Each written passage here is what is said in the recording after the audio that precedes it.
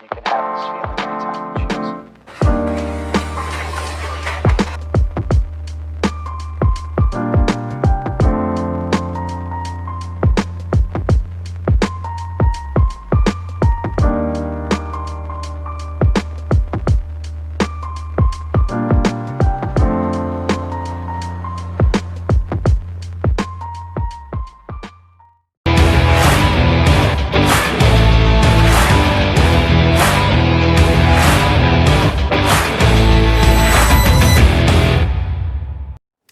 This video I will be talking about flat lays and what I have learned, because I have been shooting a lot of flat lays thanks to COVID-19 and because we are not able to go outside. Now flat lays are a great way to showcase not only food photography, obviously it's great for food photography, but also for lifestyle pictures that you see on Instagram like this. Now I'll be breaking down and it will be in parts. So first we will be talking about the equipment, then we are going to be talking about how to create these flat lays, and third we will be talking about some tips that I have learned and that you can use in your flat lays. So starting off with number one, the equipment.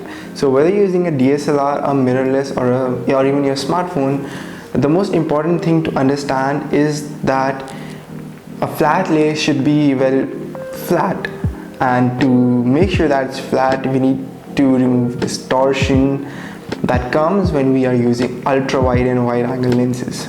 So how to do that? Now any lens around 18mm to 12mm or 11mm, you should preferably not use that, because then it's going to give that fish eye look that we don't want, and we don't want distortion. We need to keep it flat and crisp. Now we also don't want to go super telephoto, because again if you go super telephoto, then the distance between you and your flat lay, it's going to be not that much, and if it's not that much, then your camera won't be able to focus it. Not only that, if it's able to focus it at like say around 70mm, then you won't be able to capture the whole frame, and we don't want to not capture the whole frame.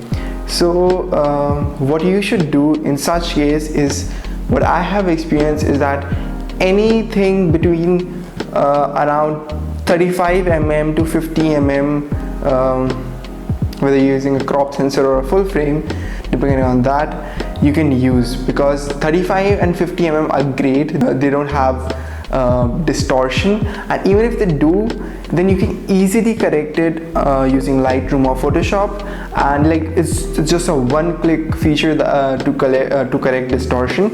When it comes to smartphone, the same thing goes. You don't shoot ultra wide, and make sure that there's enough space between you and what you are shooting so that it's in focus. Now let's talk about how to actually create your flat lays. So let's start with the base layer. To set up your flat lay, you need a table or surface. Now you can use a table, you can use your floor or your bed or whatever. Make sure it's sturdy, make sure there's enough space on it, because we don't want to cram things up. We need to have enough space so that we can create it out, and we don't want things falling off. Second thing, create a base layer. We are going to put everything on that base layer. So you can either go with a plain chart paper black look, or you can also use textures. Now textures are great if you want to provide a little bit of personality, a little bit of that extra touch to your image. It's going to look really good. You can use wooden flooring, looks really great. Clothes provide a lot of texture, especially when you're shooting lifestyle. Wood, like this wooden bench which I'm sitting on, has a really great texture, but again it's not that wide, so I need to be careful what sort of framing I am going with. You can also use concrete floors, and there are different options that you can use to get texture. Another important thing is to now build.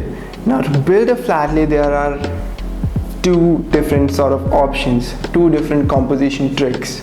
The first trick is to use lines, perpendicular parallel lines. Now these parallel lines are really great if you're shooting something tech, something modern, something with more lines in it, like your smartphone, your everyday carry, like this photo right now. This looks very good when it's shot in like these parallel lines.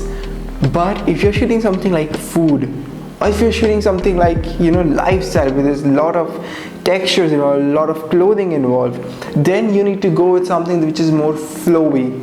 Now this, which creates sort of this S curve, because we don't want things to be, you know, these streamlined. They need to be more naturally and, you know, flowy when it comes to these lifestyle and food photographs.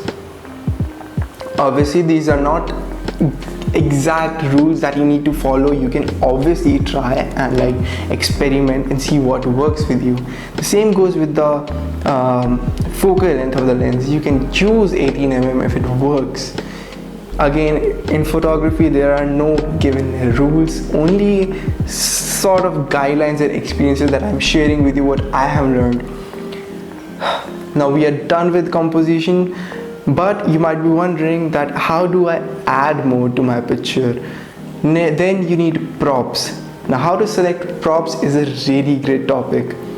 The first thing you need to understand is that what sort of color scheme you are going with. You need to have a good color scheme. You don't need colors clashing with each other. A very great way to do is find a color wheel and find colors on opposite spectrum. Now these colors on opposite spectrum really complement each other. For example, orange and teal. Orange and teal is a really popular color grading style that is really popular on Instagram and YouTube, and people are using them on the short films and etc., and it works really well. Similarly, find a color palette and start finding props around your house that actually match that color palette and match that theme. For example, if I'm shooting everyday carry, if it has my phone in it, I won't be adding leaves or other things that might not be part of that theme. So here is a breakdown of what you need to do. Find a base layer, find textures, make sure it's part of a color palette, your composition, whether you are learning parallel lines or in a curve, and last but not the least, find props that actually match your theme. Now, some tips that I have experienced when I was shooting FLATLAYS.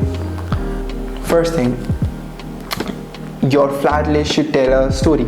It should tell something about you or the product you have in frame or anything around that. See, FLATLAYS are a great way to express yourself. That's why so many lifestyle photographers use FLATLAYS, because you can just put things, random things that you use every day, things that are in your bedroom, and you can just lay them down in a nice manner which looks good, which looks really good, and click a picture, and it tells people when they see it, it tells them about something about you, what sort of person you are, what do you like, what you don't like. So your FLATLAYS should be expressive. They should tell a story about you and about things that you're shooting. Second thing about complementary colors, well, it can also go wrong. See, there are many colors which are complementary, but there are also many colors which are not complementary. Such colors clash with each other and will definitely not look good in your photograph. If you find that it's really getting difficult to find complementary colors, I would suggest go with tones that are similar. Example, go with warm tones only, or go with cool tones. What I mean by that is try shooting stuff which is one color but like different shades. For example, go with a red only theme or a blue only theme. One great way is to use black and white. It looks really classy, it looks really nice, and it's like a no-brainer. If you can't figure it out, if you're having problem finding complementary colors, go with this. It looks really good. So yeah, that was my video about FLATLAYS. Hope you guys enjoyed it. It was really fun talking about flat lays and shooting flat lays. And so if you guys shoot flat lays, be sure to tag me on Instagram. It's @dhruv.dhankar. And yeah, thanks for watching this video. Hope to see you guys in the next one.